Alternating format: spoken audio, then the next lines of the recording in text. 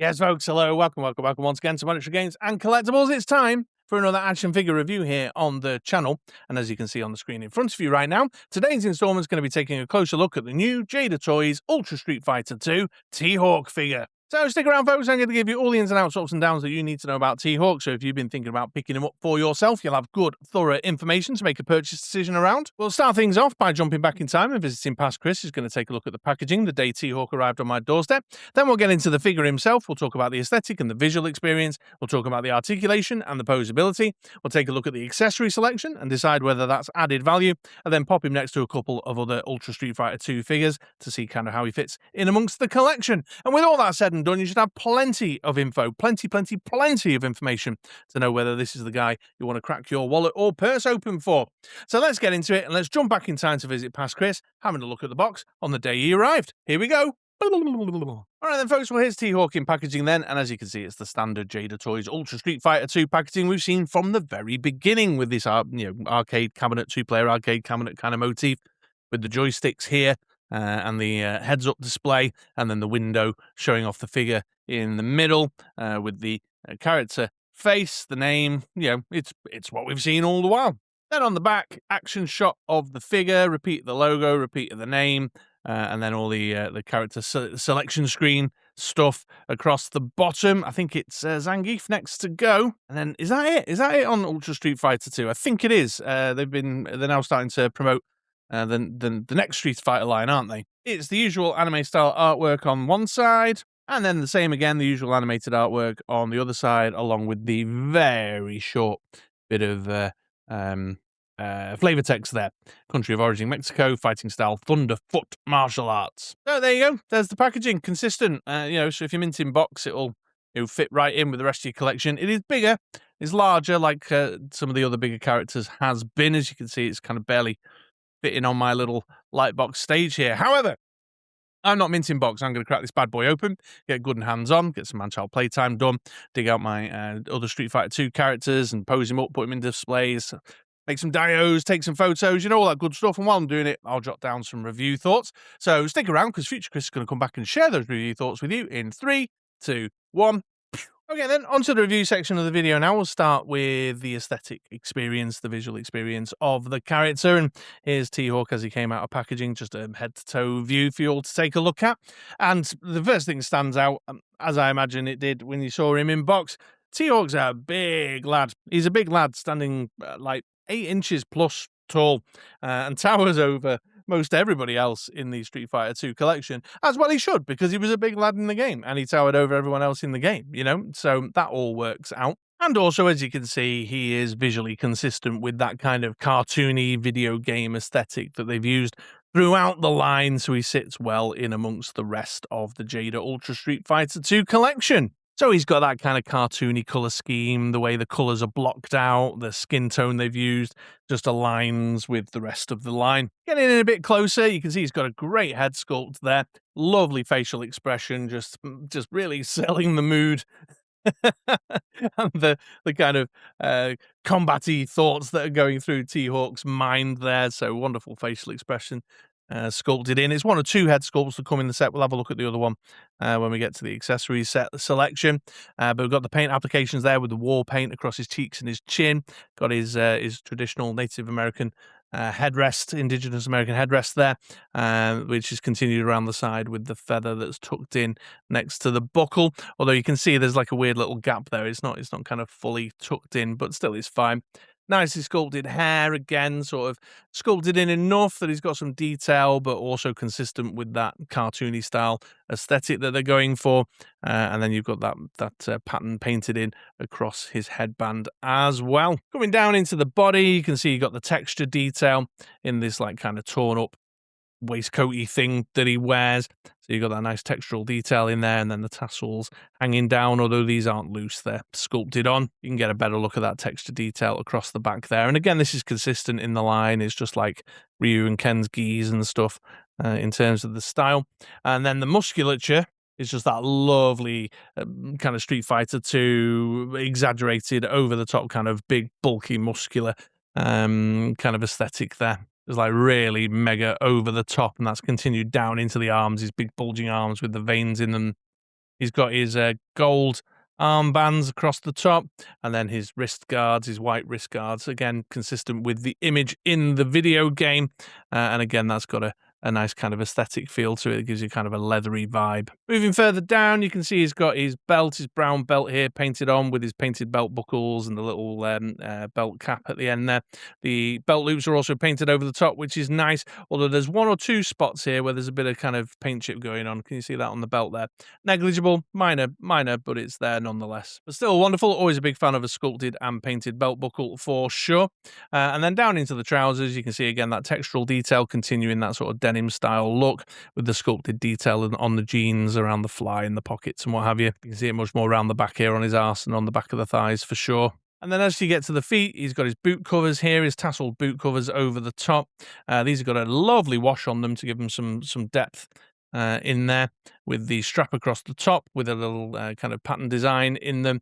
And then his boots are, boot-like underneath there for sure. And obviously these are a key part of the visual identity of the character, these kind of boot covers he's got over the top here with his tassels to match the tassels on his chest. And that's about it, really. Not a great deal else to say in terms of the visual experience. It's ticking all the boxes, consistent with the tone and the kind of overall aesthetic vibe of the line, with that kind of cartoony, computer gamey look. Nice sculpted details, nice texture details, a little bit of extra flourish with things like a wash. Facial expressions sculpted well. It just works. It just works. The size, the scale, the bulk of the guy, everything is what you would expect from a Street Fighter 2 T.Hawk design. And because of that, I've got no other choice really but to give it a nice thumbs up for the aesthetic experience. I think he's spot on. So there we go. There's the aesthetic. There's the visual experience. Let's now talk about his articulation and posability, shall we? So on to the articulation and posability then, ladies and gents. And at this point, I normally say it's standard insert manufacturer articulation here. So if you want to use the timestamps and skip ahead to the accessory and added value section of the review, you can do. Just use the chapters. Although I'm not sure with Jada Toys there is necessarily a standard articulation, but nonetheless I recognise that people are less interested in this section of the review. However, if you've not seen a Jada Toys Ultra Street Fighter 2 review before, or you want to know whether there's any particular quirks or unique elements to T-Hawk, then stick around. I'll walk you through it and I'll get started all top with the head. And T-Hawk here has got a ball in the skull, ball in the neck, which gives you a good down like so, good up like so, and then full 360 all the way around, and then you can move the head around on top of the ball as well. Lots of motion in there. Coming down into the shoulders, got the butterfly joint, the peg, and the hinge, so you can shuffle back and forth like so, go all the way around full 360 on the peg, and T-shape him out like that. He's got a swivel at the top of the bicep and tricep, pinless double elbow that'll get you up to there, and then pegged in hands that can move at the wrist, and then both these closed fists have got forward and back hinges on them. Coming into the torso, it's the barbell joint across the chest and then the ball joint at the waist. Loads of swivel and crunch motion. Look, there you go, crunch forward, crunch back, swivel and movement in there. No problem at all. Lovely jubbly for combat poses. Coming down into the hips, it's the balls at the hips. You can get forward like so. You can get out, Russian ballet like that. Swivel at the top of the thigh. Pinless double knee that'll get you up to there. T-Hawk does have a boot swivel, but it's underneath the boot covers there, so you can move the foot around on a swivel, but it's kind of up here at the ankle. And he's got the hinge and rockers there further down on the feet. And then T-Hawk, as you can see, can curl his toes. And, in case anybody's interested, I do this with all my Jada Toys figures. You can see that T-Hawk is also able to get into a single foot kick stance. Love that about Jada Toys. Awesome. I wish more of my kind of more martial artsy characters in other lines like Marvel Legends and G.I. Joe Classified could do this too. Take note, Mattel. I want my Nightwings and Batmans to be able to do this too. So yeah, it's definitely a thumbs up on the articulation. T-Hawk here is a great little mover, up to the usual Jada Toys standard. You could probably tell as I was moving him around on camera there, showing the articulation off. I can't bang on about it enough with Jada Toys. The movement is so silky smooth, but it's not loose. The resistance is just right. It just feels so easily manipulable, but just holds in place so well. It's just silky, just lovely to play with and mess around with and put into poses. Just a very enjoyable experience posing up these Jada Toys figures. And T-Hawk is up to that standard. He is not, I've not come across anything in him that has disappointed me. He just, right out the box, just like every other one I've had in hand, except for E-Honda. I've enjoyed just so easy to pose up, but it's not loose. It's not loose. It's just right. It's perfect. I don't know how they've done it, but I'm enjoying it a great deal, especially at this kind of scale and price bracket for sure. So big old thumbs up on the articulation, definitely. Right, so what's next? I've done articulation. Oh, let's have a look at these accessories now, shall we? And we'll kick the accessory section off with his alternative head swap that I mentioned earlier. So you can see, as is standard with the Jada Ultra Street Fighter 2 stuff, it's a gritted teeth, combat-y pose, facial expression that we've got on here. And you can see that that is sculpted really, really well. Oh, to the same standard as the kind of more dour face sculpt that's on him out the box. So we've got good sculpt lines in around the nose, the cheeks, the chins, etc. Great paint applications on his war paint and his eyes and his eyebrows, and of course the gritted white teeth in there. His hair is a little bit more kind of shaken up and disheveled in this head sculpt, and then the headband with the feathers, the bird feathers, is up to the same standard as the other. So yeah, nice addition. And we see this, like I say, as standard with the Ultra Street Fighter 2 line, where we've got the more kind of combat driven face sculpt in there. Then we have his bird companion, which I suspect is what, a condor? I think. Did his bird companions ever have a name in the game? I don't think they did. If they did, I don't know, and I've not bothered looking it up before recording this video. But you can see nicely sculpted bird there, great feather effects, 2 different colour tones on it. A little bit of articulation. The wings are on a ball joint, so you can move them around, swivel back and forth and flap them and what have you. And then a bit of articulation on the legs as well, little peg in there so you can move them forward and back. Which is nice. And you'll notice there at the bottom of his claws, we've got a couple of little pegs, which match up to this armrest swap that you can do with the 2 peg holes in there. So it's the same design as the ones that come on the figure out the box, but it's got the 2 peg holes in that you can obviously mount his little condor companion on his arm like so. Dead straightforward, just pop the hand off, pop the swap on, pop the hand back on, and then mount the bird. Quite hard to do when you're watching a screen. I'm sure it'd be much easier if I was looking at the figure, but yeah, just mount the bird on like so. Get him in focus. There we are. Then T.Hawk comes with a couple of hand swaps. You can see the kind of flat-palmed hands there. Both of these have got the forward and back hinges on them, just like the closed fist hands. And of course, they allow you to get him into his, his signature position with his hands out like so. And there we go, there's his accessory selection. It does feel a little touch light. I suspect that's because he doesn't have an energy effect, with a little stand and stuff, which so many of them do. But he is consistent with those who don't have energy effects, when you look at like Vega and stuff. So it's all right. It's okay. I think the main thing that's missing is he's not got his like little swooshy underarm condor dive thing, but how they would have implemented that, I have no idea. That's probably an engineering problem for toy designers to talk about.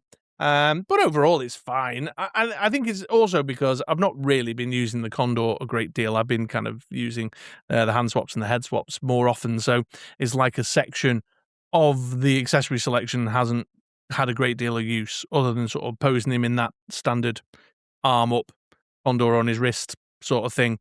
But that's probably a limit of my imagination than it is anything wrong with the accessory selection. So yeah, make your own decision as to whether it's added value, I suppose. But certainly it's consistent with what we've had with other figures in the line. And, again, at this price bracket, they're showing Marvel Legends up, that's for sure. Okay, well, there's T.Hawk, his accessories. Let's take a look at him next to a couple of other Street Fighter 2 figures, shall we? All right, folks, well, here's T.Hawk next to Sagat, who's about the next closest in height for sure, and he still falls a little bit shorter. I suspect Zangief will give T-Hawk a run for his money in terms of height and bulk. Here he is next to Balrog, just kind of getting another kind of male bruiser in the mix. Here's T-Hawk next to Ryu. Here he is next to Blanca, who's also a big boy, but I mean nobody's putting Blanca on the shelf like that, are they? They're posing up in his like little crouched over electro pose type thing. And here he is next to Chun-Li, so you can see him next to one of the female books. And here we have T-Hawk going around on the turntable, so you can get a nice 360 look at the figure. And while you're eyeballing that, I'll offer up some final thoughts. And there's not a great deal else to say, really. These are just a high standard for the price bracket. The Jada Ultra Street Fighter 2 line has been good and enjoyable, and I've had lots of fun with the line, and every time a new one comes out, I get them out and I dig the rest of them out, and I just start making two-player fight scenes, and I'm having loads and loads of fun, and nobody can see me on my webcam while I'm doing it on Teams calls at work, and it's all brilliant. There's nothing more to say.